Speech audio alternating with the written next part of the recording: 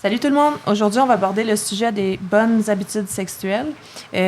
Avec nous, on a Mathilde. Allô! Sabrina. Salut! Et Ariane. Allô!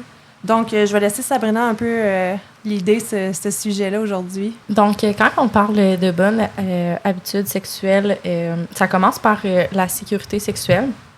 La sécurité sexuelle, ça l'implique en quelques points. Je commencerai avec le premier qui est le consentement. Puis, j'aimerais ça vous entendre sur, pour vous, c'est quoi le consentement, Ariane? Le consentement, c'est sûr que ça... ça dépend des situations, mais il faut qu'il y ait comme une acceptation verbale. Mm-hmm. C'est sûr que, si, mettons, même si être en couple, ça veut pas dire qu'il y a toujours du consentement aussi. Mm-hmm. Vraiment. Ça veut pas dire que tu es en couple, que c'est n'importe quand, puis les deux veulent tout le temps aussi. Mm-hmm.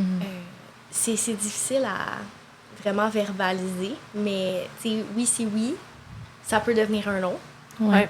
Puis un oui peut vouloir être un non aussi, parce que la personne peut se sentir obligée de dire oui parce qu'elle a peur de sa sécurité, justement. Effectivement. Dans le fond, vous pouvez aller voir aussi notre podcast sur le consentement là, si vous voulez plus d'informations sur celui-ci.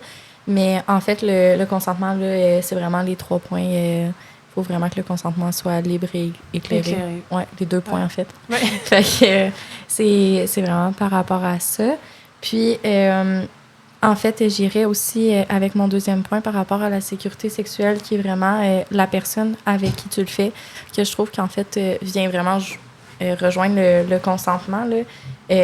Puis, en quoi vous pensez que ça peut avoir rapport dans la sécurité sexuelle, la personne, le partenaire, en fait, sexuel qu'on choisit? Moi, j'irais avec la confiance que tu as avec une personne. Quand tu as confiance en quelqu'un, tu te sens plus en sécurité que si c'est quelqu'un que tu connais à peine. Je dirais que c'est ça. Aussi, c'est aussi de savoir la personne, de la connaître depuis un bon moment. Je veux dire, si tu la connais pas en 100%, tu peux pas savoir comment elle va agir lors d'un acte sexuel ou peu importe. Fait que c'est de savoir aussi un peu la personne en général. Bien, c'est sûr que la confiance là, pour une relation sexuelle, là, c'est vraiment primordial, là, au sens que on vise en fait d'être à l'aise là, lors du rapport sexuel sur plein de points. Là. Que ça soit juste d'arrêter le rapport sexuel, puis on sait que le partenaire va être en accord, puis ça va pas tourner mal, si on peut dire. Là. Ouais. Ou même du fait d'exprimer nos besoins qu'on a sexuellement, là, que ça soit qu'on n'ait pas eu d'orgasme ou qu'on n'aime pas ça d'une telle façon. Là, c'est sûr que la confiance puis être à l'aise avec la personne, là, ça fait vraiment partie d'une bonne habitude là, de bien choisir son partenaire. Techniquement, je pense aussi qu'on connaît un peu ses historiques médicaux un peu, fait que c'est rassurant aussi. Oui, absolument. Là.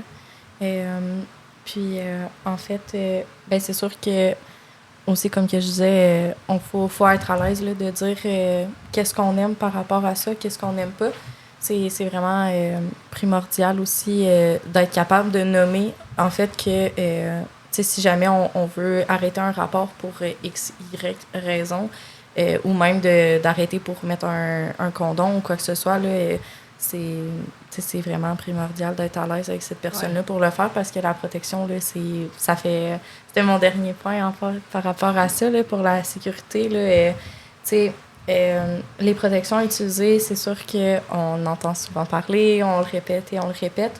Il n'y a pas seulement, en fait, les pilules contraceptives ou tout ce qui est hormonal pour les filles. Là. C'est sûr qu'on a aussi d'autres moyens de protection. Là, les filles, j'aimerais ça vous entendre là-dessus. Qu'est-ce que vous pensez qu'il y a, en fait, outre que le condom, là, qui est bien évidemment le plus populaire là, pour se protéger de tout ITSS, en fait? C'est sûr, des vaccins.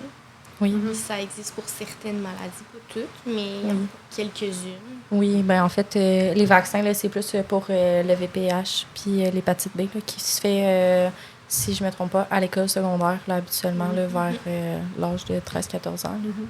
Et puis toi, Mathilde, est-ce que tu connais d'autres moyens de protection un peu plus rares ou qu'on entend moins, en fait? Oui, il existe la digue dentaire qui est fabriquée avec des condoms. Dans le fond, on prend la digue dentaire parce qu'on va faire Des cunnilingus! Et puis, bien évidemment, il ne faut pas oublier de mettre un condom lors des fellations. En fait, il y a plein de condoms qui existent à saveur, même pour attirer un petit peu plus qu'un condom en latex sans saveur. Donc, c'est très important d'en mettre parce que, bien évidemment, en fait, les ITSS se propagent aussi par les voies orales. Et puis, les filles, est-ce que vous connaissez des infections sexuelles, en fait, qui sont transmises par voie orale? Il y a la chlamydiose. C'est quoi la différence entre la chlamydiose et la chlamydia?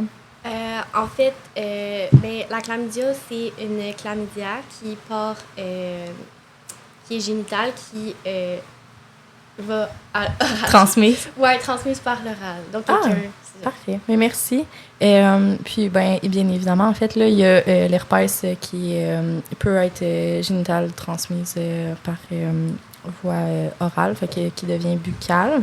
On a aussi, bien évidemment, le VIH là, qui est transmis par voie orale aussi.